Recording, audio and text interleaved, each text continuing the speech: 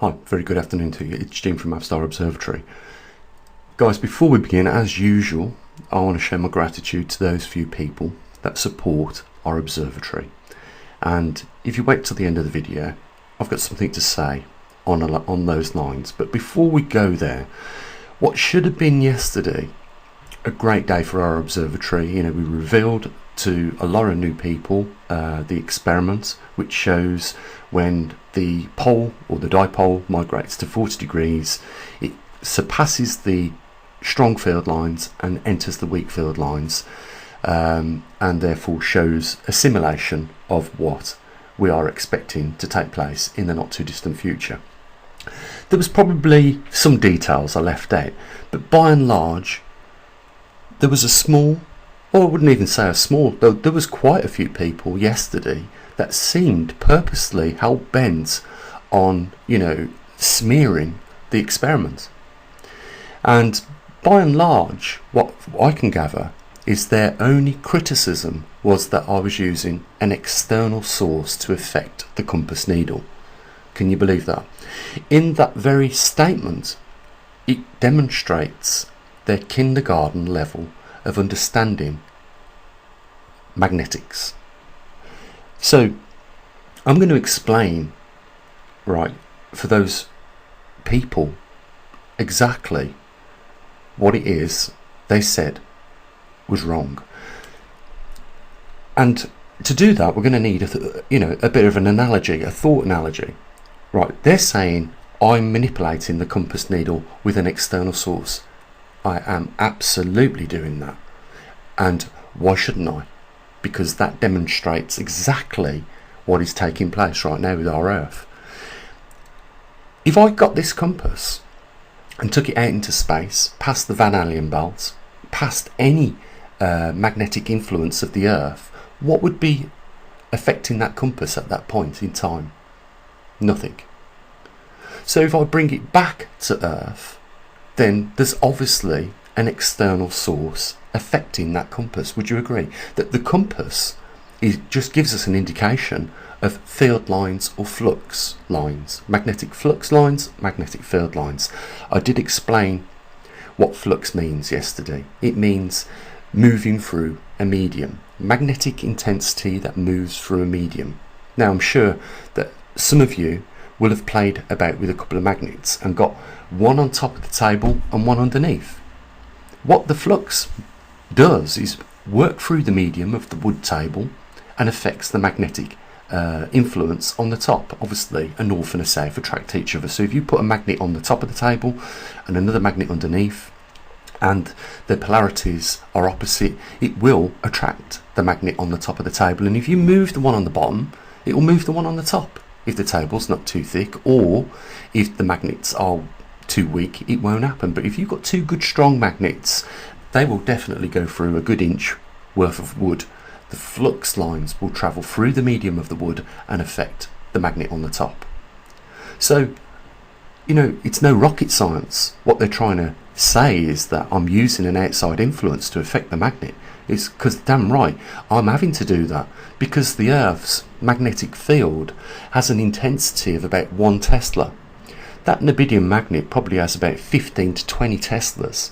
So it's way more powerful than the Earth. But I needed a more powerful magnet in order to show you this experiment working. But whether I'm using a magnet or something else to influence that compass, then obviously it's an external force. What I'm trying to say to you is the external force that exerts on ordinary day on a compass is an external force. Whether it is on the inside of the Earth or on the outside of the Earth that is creating that flux, it is an external force acting on the compass. So there's no rocket science there, and it just demonstrates that these people that came over to the comment section yesterday, it demonstrates the level of understanding, the mechanics of magnetism. It's probably the same level as kindergarten. Of course I needed a neodymium magnet to show the rotating of the poles, and the experiment was repeated and repeated and repeated so that you could see clearly what was happening at 40 degrees. Now, I want to explain something. On the experiment, we see the red needle indicating the direction of the North Pole on the magnet, which is the same as what happens on our Earth. But what you've got to remember is since the 1900s, at the very beginning when the poles started to migrate, the compass needle was pointing at north. And 10 years later, it had migrated a certain amount of distance, but it was still pointing at north. And then 20 years later or 30 years later, it was still pointing at north.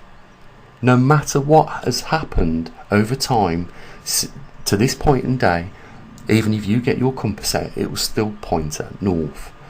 What we are using is the distance that it's migrated to work out how far, whatever that external source, be it internally in the core or if the magnetosphere is generated outside the core, what we're doing is calculating the amount it has turned by the distance the magnetic poles have migrated over the northern hemisphere. It's like, a simple mathematics equation. 1 plus 2 equals 3. But to check whether we're right, we can do the sum backwards. We can go 2 plus 1 equals 3.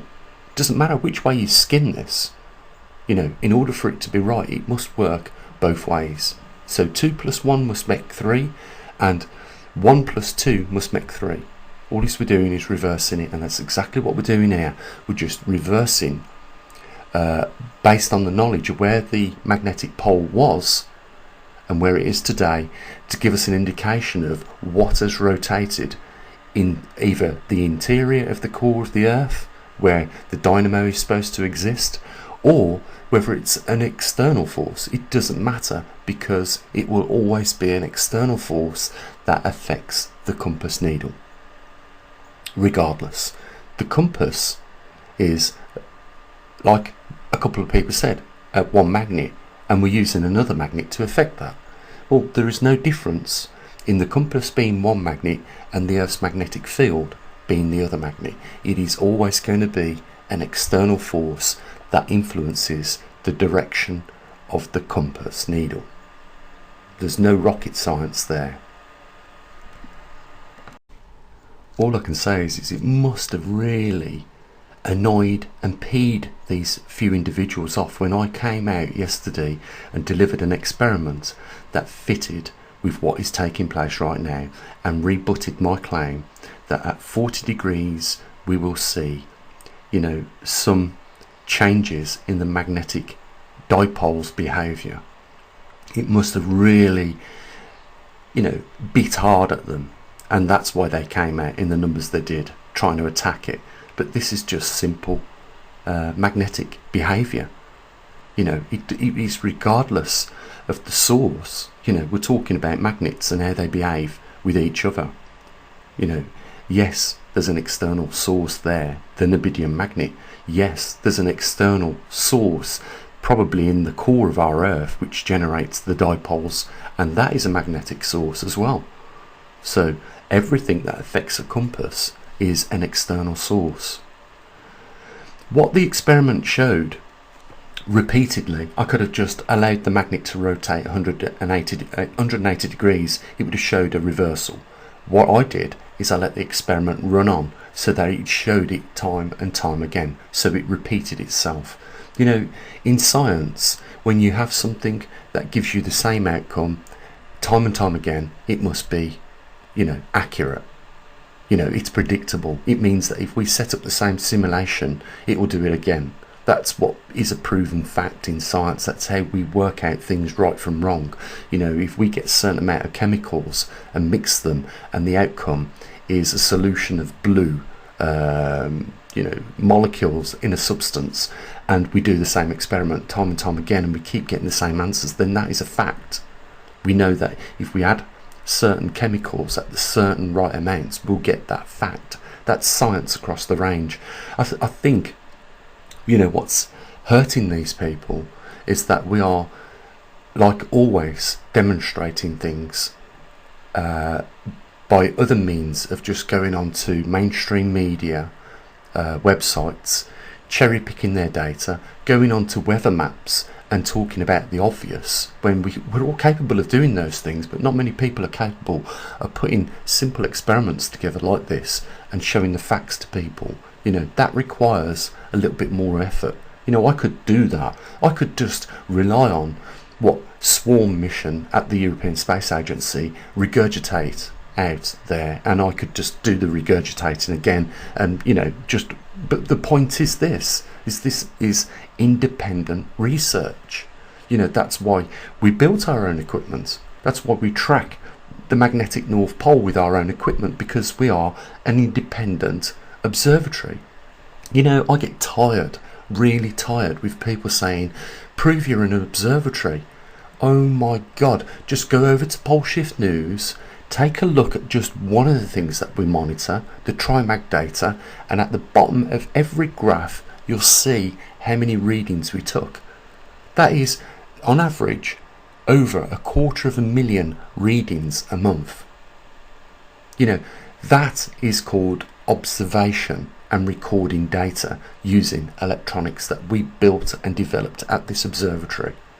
It is, again, the stupidity of just a few people, right? And is the sad thing is that they do it in a way where it's believable. They try and put you down in a believable way, and other people that don't have any clue would see their comments and believe what they're saying. It's incredible. Do you know how many people I could mention their names on YouTube that do the exact same thing? They go onto websites, they regurgitate news from organisations like NASA, NOAA, the European Space Agency, and they have not ever took the time out in their lifetimes on YouTube to actually build and collect data themselves. Not one that I can mention has done that.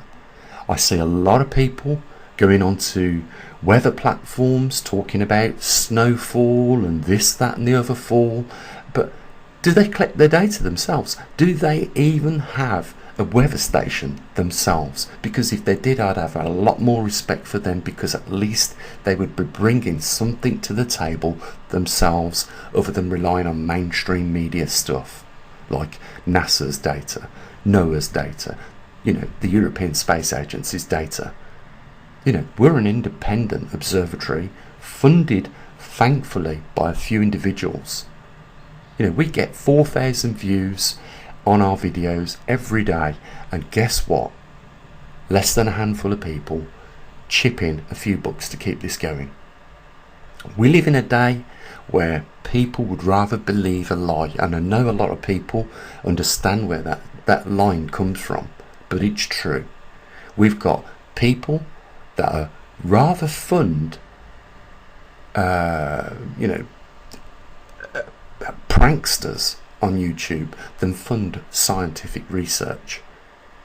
You know, we are, let's put it in black and white for people, we are 10 months away possibly from I don't know, an earth-changing event, let's just put it that way, an anomaly, a rare anomaly that is already here on our doorstep and could very well change everybody's life in just 10 months time.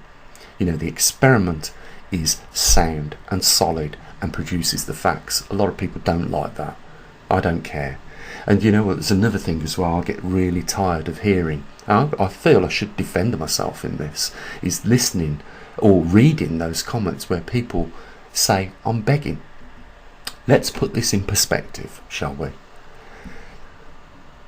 This could be reversed very easily on these people, because they're obviously upset about not funding our observatory. And that's fine, because don't I say a lot of the time, this is not mandatory. You don't have to. You know, I completely understand if you're on the breadline, you can't afford to support what we do. But if people expect me to believe that the majority of the people that observe this data and have been following it for years and years can't afford now and then to chuck a few bucks in, then I'm sorry. But I'm not naive, I'm not stupid. I do consider myself a very intelligent and logical thinking person. If you expect me to believe that 4,000 people, right, all of them are on the breadline in poverty, then I'm sorry, it just doesn't wash with me. And if you're one of them people that are going to make comments in the comment section below, do it, because I guarantee you I'll have you star in tomorrow's video. Yeah, but put your name there, put your own phone number there. I'll give you a call and we can discuss it together, how much you think I'm a beggar. Because you know what, you go to work, don't you? Tell your boss tomorrow that you're prepared to work for the next month for nothing. Do that. Because if I'm a beggar, you're a beggar. You know, you don't see me holding a cup, right, asking for money and giving nothing back in return. You know, we provide a service for a lot of people here and they appreciate what we do. You know, I have to defend myself here, guys. I know a lot of people don't want to hear this, but I have to defend myself because these people are just out to cause trouble in the comment section. And you know, I believe in freedom of speech, you know, and like Elon Musk was saying, you know, the worst thing about freedom of speech, and this is why he is, I believe, taking over Twitter, is because it hurts. It really does when someone says something inaccurate about what you're doing. But you know what, it's like I took this up with, you know, this is how far I go with this. I took this up with a member of parliament a few months ago, and I said, you've got to allow freedom of speech, whether it's right or wrong. You know, people, if they want to talk about alternative means to climate, they've got to be allowed to talk about it. And you know, I can understand that these organisations that are pushing global warming, when there are channels like mine talking about things in a way where we're presenting evidence, you know, it hurts them because it's hurting their campaign to, you know, persuade millions of people. So regardless, you've got to have, you know, freedom of speech. I understand that. If you want to check those people's comments out yesterday, there's those unfair comments, they're there, right? But here's the point. If they start taking it to a new level, like I explained to the MP, there are things that we can do ourselves to protect ourselves. And what I'm talking about is they will put it in the description in a written format. And if they are abusing you, that is called defamatory.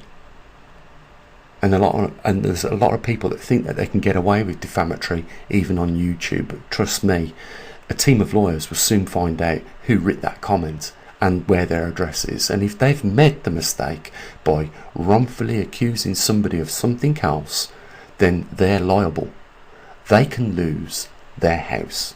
It's as simple as that, through that incorrect statement. It can be proven in court. And that's what I said to this member of parliament. You know, we've got protection. If they do a video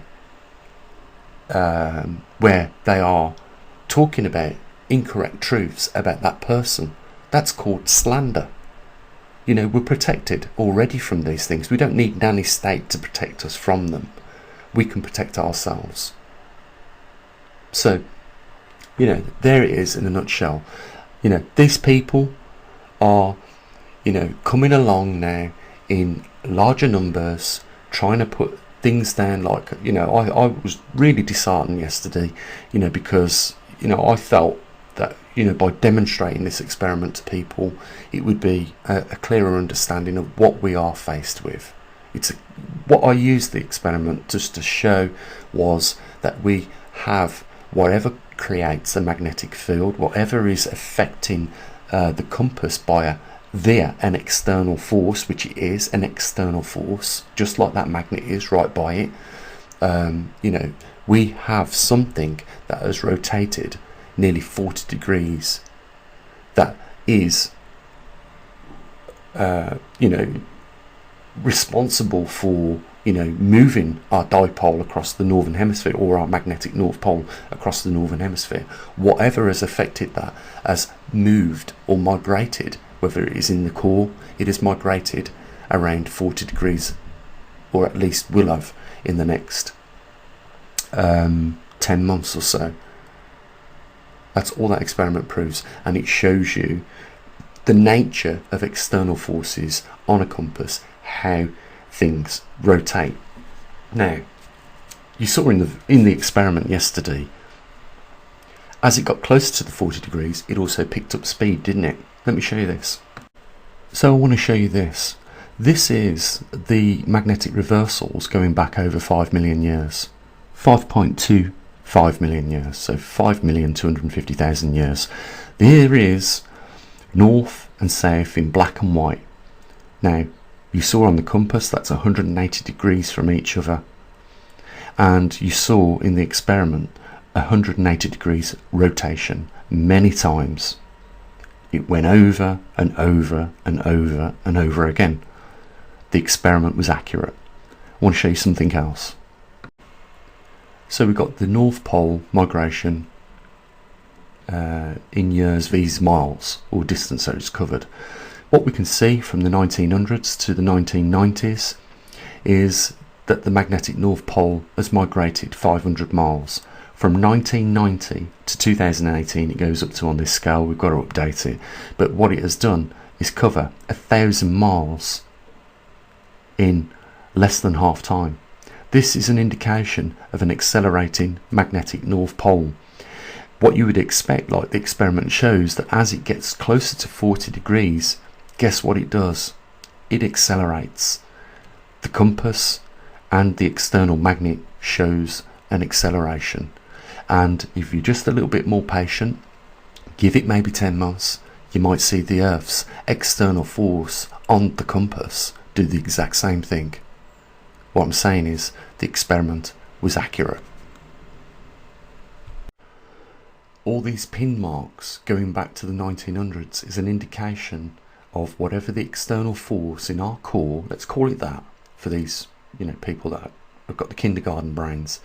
What this is an indication of is that whatever the external object, magnetic object that has an influence on your compass, what this is an indication of is that has rotated nearly 40 degrees, right? Just like my external force on the compass yesterday, the medium magnet. And what I showed in that experiment is that when it rotates past or close to that 40 degree mark, there is an exchange between the strong field lines that hold it in a slow migration, the magnetic North Pole, and it transitions into the weak field lines. Basic magnetic mechanics. What happens next is a rapid acceleration.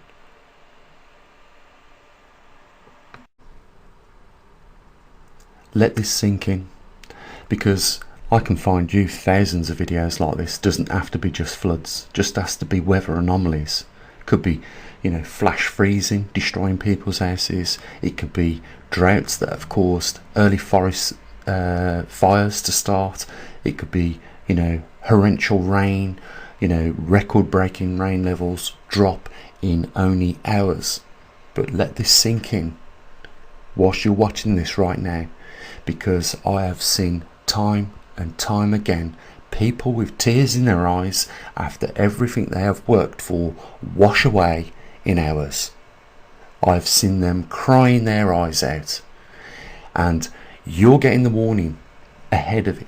If you think, just like these people thought, this is going to avoid you, you're wrong, because you're on this planet and you're going to go through these changes just the same as everybody else. The only reason, as I've said time and time before, is that you have not been caught up in this is just mere luck.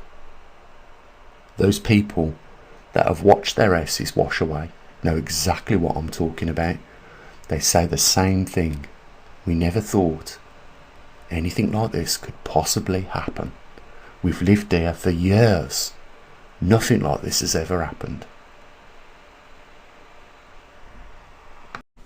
People accuse me of being a beggar, but I could easily flip that table back on them and tell them that they're just freeloaders. They're out for anything that can get, possibly in this world, for nothing. These people don't contribute to anything, and yet we're still here giving them the information for free. I say time and time again, it's not mandatory. but it does require a few people to support it so that others can benefit from it. What is wrong with that? This is the world we live in. This is the attitude of people, that are out there for anything they can get for nothing and don't want to support anybody else in, obtaining things. They're only out there for themselves. So that table can easily be flipped back on them. I'll just tell you this, and you know this. First of all, I'm not here to entertain you in any way. And just because I'm using the platform of YouTube to get out there to people, to give them the information, it doesn't mean that I'm trying to wax myself rich, because by any means I'm not doing that. First of all, I'm not like other people on YouTube. First of all, we don't have adverts running anymore. I can easily put them back on, and I can easily earn £500 a month just off advert revenue. But I've kept it nice and clean for you so that you're not watching whilst trying to get the information from the videos that I put up here on YouTube. You're not watching 10 adverts, because I had people complain when I had adverts on there that all they could remember from the end of the video was all the adverts that kept playing. So you do not get adverts in here, and I sacrifice £500 for that alone every month. Secondly, we don't have any merchandise. We're not selling hats, we're not selling seeds, we're not selling grow kits, we're not selling all these chemicals that would support you in high radiation, like carbon 14 and things like that. We're not selling any of that. We're not even got a shop. So get real. We're not here for the money. If I was here for the money, I'd have adverts running, I'd have merchandise on there, I'd be directing you to my shop on Amazon, this, that and the other. We're not here for the money. This is almost a pure charity that we've got running here, and yet some people cannot even see that. We don't script nothing, we talk, because I'm not here to entertain you.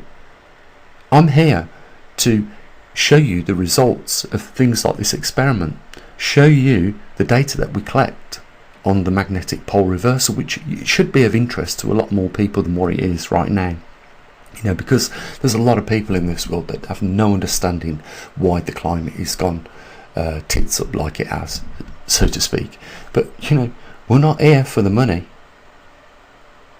But we could never have built the Trimag system. We could never have put the magnetometers out there in the field. And if you just think about this, if it weren't for people like MIT in America putting all their information on how to build them muon detectors, we would never have been able to do that here ourselves, because particle detectors like that cost around £7,000 sterling.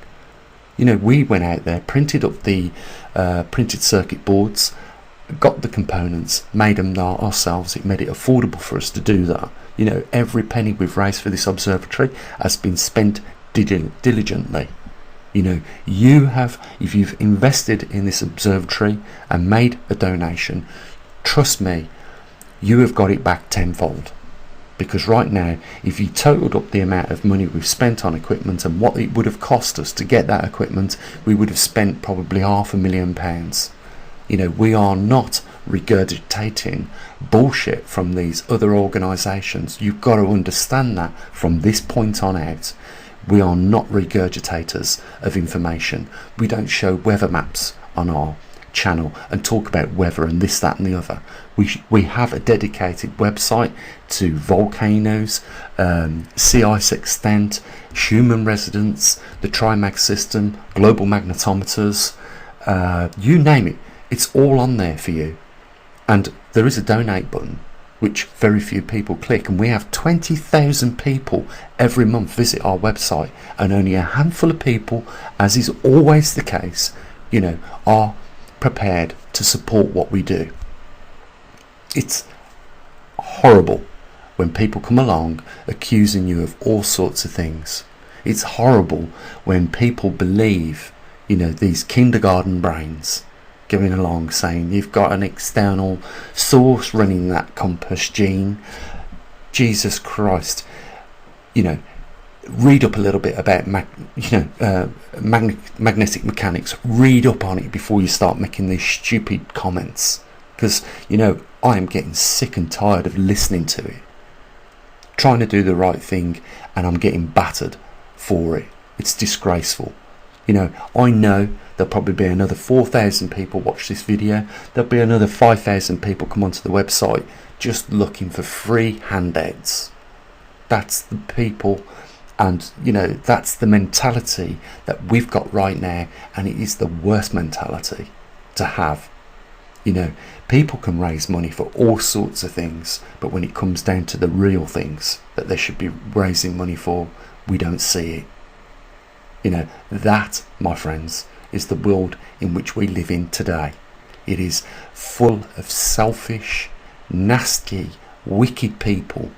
No wonder why people say in the comments section, this is biblical times, because this was warned to us in biblical text, that people at this point in time would be behaving exactly like they are right now. It is no wonder I see comments made from people saying such things. Are we in an end times? Is this not a mirror image of what is said in these biblical textbooks?